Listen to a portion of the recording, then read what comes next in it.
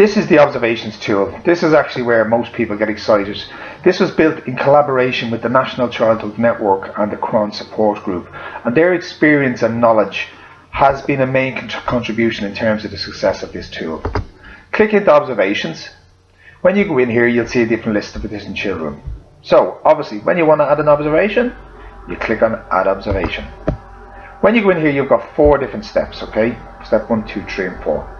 On the tablet, obviously, when you do everything on the tablet, it's a lot easier. So again, when you click in here, it'll actually ask you, do you want to take a photo or do you want to take it from the gallery? For this purposes, we'll just go straight into our gallery and we'll pick here and upload it, okay? Now, the next part is the type of observation. So what type of observation is it? A physical, intellectual, a language, emotional, social, general, and a learning story. Just remember, these are all editable on the owner side. So you can change all these options because obviously I'm fully aware we're moving away from piles and this is why we've developed it this way. You can put in your own options. But for the time being, we'll use these. So we'll click on general observation. So the activity or the experience. So again, this is just a headline or a heading. So what is the child actually, what are they being observed doing? So let's say we said they were colouring. So again, simply click in colouring. The last 2 boxes here, which again you may or may not do, and just to highlight here, you do not need to fill in every single section in this observation, okay? None of it's mandatory. However, I can guarantee if you fill in all the areas, you'll get a really great insight and a really good observation at the end. So description. So what our colleagues over in the NCN and the Crann were saying is that sometimes it's difficult to take out some information from an observation, whereas you give little prompts, I suppose, to help the staff. And simply all you would do is describe what is happening. Click at the end here and you would either hit return and either type in or talk in. So you're saying something like, describe what's happening. She's colouring in the favourite colour or favourite, she's colouring her favourite pet. How does the child interact? She asks me what favourite pet is mine and what colour I like and so on. So again, you guys are the experts, you know. And then what does the child say? You can click on the speaker on the tablet and record, and it'll type up what the child is actually saying themselves. And then their interests, their skills, dispositions, and what decision the child makes, okay? So these are only here to help you. If you don't want to use them, get rid of them. They're only there as a prompt for you. What we do next is the same as how do we follow on. So again, you'll be probably very familiar with that. So again, type in or talk in. And it's only a matter of getting used to this. You need to do a few test ones and dummy ones to, I suppose, get over that barrier of actually talking into a tablet. Click on next step. So again, here, step 2 is the piles. So obviously we're aware Siolta and Aistear is going to be replacing piles, or is replacing it. However, there's a lot of facilities still using it. So you can still use it by clicking in here and obviously assign them whichever ones you want to use. Now if you're finished and you don't use piles anymore, there is an option in the owner settings that they can go in and disable piles, which means that that disappears, okay? And all you'll have then is your Aistear teams and your standards, your Siolta standards. So when you want to add a team, you simply select add team, and when you go in here, you've got well-being, identity and belonging, communicating and exploring and thinking, okay? So for this example, we're just going to click on communicating, and when we hit next step, it shows you the 4 aims for communicating. And when you click on an aim, it gives you the 6 goals for that aim. So you can select multiple aims and you can select multiple goals. And again, when we built this and we sent it out just to say it was going to be ready, we didn't tell anybody how to use it. We just said, can you give us your feedback and let us know what you think about it? And what owners and managers around the country are saying is that their staff are actually learning the Aistear and Siolta quicker through this and linking in. Because when you hit on next step, okay, you will only see the Siolta standards that link to that communicating team you've selected. So there's no standard 1 or standard 3 and so on. They're only the ones that link to that team.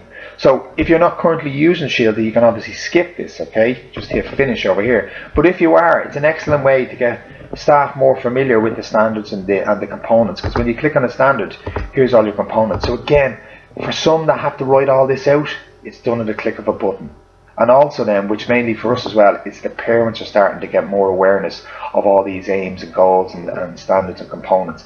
And they'll start to realise that there's so much more involved in the child's day. Click on finish.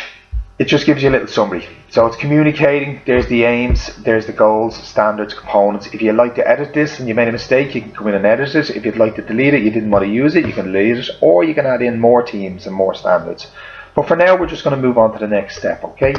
So the next step is the child's strengths, the challenges, which is around the areas for development / resources, which means it's not to find something challenging the child. It's more about how can you find something to help with the child, okay? And again, the plan with the child and the guardian is exactly what the parents need to find out in order to be able to help at home. So you'll see this staff member is set up, okay, that they're not allowed sharing observation with a parent, okay? And the reason why this is that all managers and owners can set up all their staff that they have to review and approve the observation. So basically when this is finished, it goes into a queue for their line manager to approve it, okay? Because if you did, the manager can then, after maybe weeks or months, say, no, we're happy for you to send these out to parents. They can enable you that you're allowed to share your observations, and another button will pop up underneath here saying can share with the guardian, and again it'll pop up under each box. So each of these you will decide obviously which you want to share with the parent. But for the strengths, can't see why you wouldn't share them. The challenges, obviously if there was anything very serious or you want to discuss anything, you wouldn't put it in here, you'd speak to them verbally. And then most importantly, the plan with the child and the guardian. Like, you guys are the experts.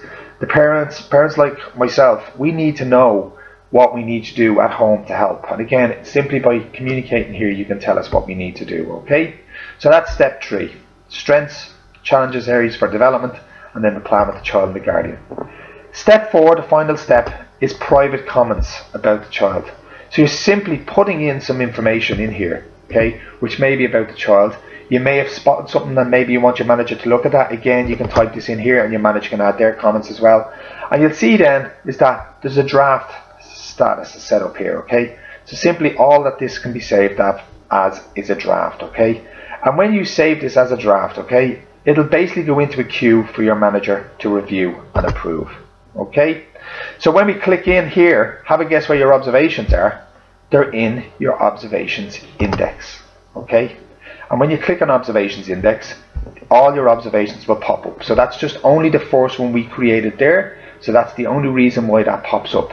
So for example, let's say this child, Megan, did have an issue with her coordination maybe, and you wanted to do a follow-up observation. All you would do the following month, the beauty about child paths is you can link your observations together. So what it means is let's say you're doing an observation the following month and you wanted to do another observation. You go into your day sheet, you go down to your observations, and you go in and do another observation, okay. So we'll do Megan, and just for the purpose of this, I'm just going to skip through the observation just to show you what we're trying to do here. So when you come to the last observation, you'll see now that there's a related observation to this child, okay. So if there was an issue with the coordination, or if there was something that you wanted to follow up on, or if an inspector wanted to say, well, there was an issue, what did you do? You can link them together, okay. And simply all you do to link an observation together is you can view it first to make sure it's the right one, and then you can select this button, okay. And what this does is it links the two of them together. So you simply hit create here, and what that's going to do is it's going to link your two observations together. So how we know this is by clicking into Megan here, okay. And if we want to go in and see her observations, we click on observations here, and what it does is it brings up both of these observations. So if I wanted to go in and see the progress, I suppose, or what's happened, I suppose, in the different observations, you would simply click in here, and you would obviously have your observation all done out, okay, and it'd be detailed out. But what you're saying is here, the child did have an issue with their coordination. However, this is the progress. And you can click on the I button and you can see the other observation which was done beforehand, okay? And it'll go through, I suppose, how she's developing and progressing.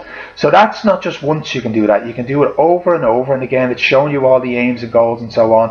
And down at the bottom, when you go into a detailed observation, it'll show you what the plan is with the guardian and everything else. So it's really, really detailed. It can be as much as you put in, but also, I suppose, the main thing on this is that you're seeing the child's progress and the child's development. So that's it. I hope you're excited by that.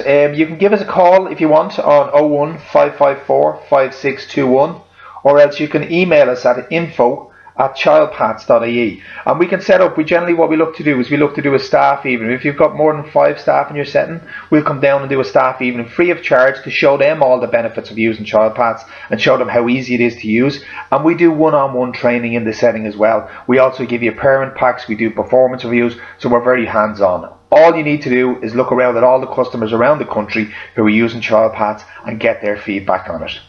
Thank you very much for taking the time to look at our demo today. Take care.